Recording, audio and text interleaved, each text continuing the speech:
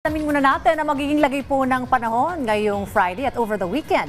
Mula kay Pag-asa Weather Forecaster, Ms. Ana Cloran. Ms. Ana, magandang umaga po. Ano pong update sa ating panahon? Yes po, magandang umaga rin po sa ating lahat. Update po tayo dito sa binabantayan nating severe tropical storm na may international name na Bebinca. Huli natin na mataan sa line 1,605 kilometers silangan ng extreme northern Luzon. At itong nasabing sama ng panahon ay posibleng pumasok na ating bar mamayang gabi or mamayang hapon or mamayang gabi, at dahil nga nasa northeastern boundary na ho ito, pagpasok ng ating PAR ay posible na rin ho ito agad lumabas na ating area of responsibility pagdating ng Sabado. At bagamat maikli lamang po yung pag-stay nito sa ating area of responsibility, ating minomonitor, binabantayan po yung enhancement po nito dito sa habagat o sa southwest monsoon, na kung saan in-expect na natin na simula ngayong araw ang heavy to intense na mga pag-ulan sa may Mimaropa, Western Visayas, Sorsogon, Masbate at Negros Occidental. May mga moderate to heavy rains din po tayo na-expect sa may Batangas, Quezon, the rest of Bicol region and the rest of Visayas ngayong araw. Kaya doble ingat ho sa ating mga kababayan sa banta ng pagbaha at mga pagguho ng lupa. Samantalang for the next 2 days or over the weekend po, in-expect na rin natin sa may Mimaropa, sa may Western Visayas, pati na rin po dyan sa may bahagi po ng Negros Island region, ang malalakas na bugso ng mga pag-ulan hanggang sa weekend po ito, no?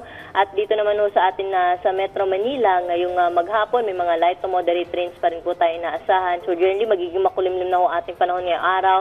And then, bukas po yung nakikita natin na posible tayong makaranas ng mga moderate to heavy na mga pag-ulan dala ng habagat. Kaya doble ingat din po sa ating mga kabayan, lalo na po yung nakatira sa mga low-lying areas, dahil yung mga pag-ulan nating nahasahan ay posible hong magdulot ng mga pagbaha at mga pagguho ng lupa.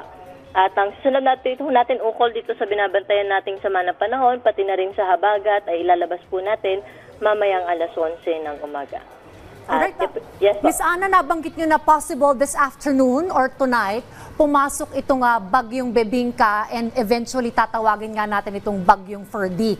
So yes, ano po yung mga lugar na dapat pong kumbaga maging alerto na posible pong maapektuhan po nitong bagyong Ferdy pag pumasok na po ito mamayang hapon o gabi?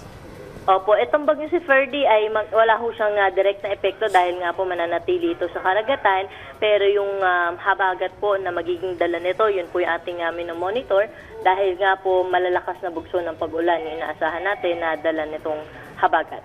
So today po ba, Ma'am Ana, ay we expect na medyo lalakas ang ulan dito po sa Metro Manila today and over the weekend? Ngayong araw po dito sa Metro Manila, generally makulimlim po yung ating panahon. May mga pag-ulan pero mga light to moderate rains lamang ho ito.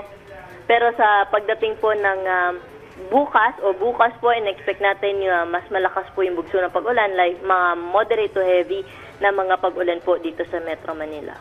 Well, maraming salamat po sa update patungkol sa ating panahon, Pag-asa Weather Specialist, Ms. Ana Cloran.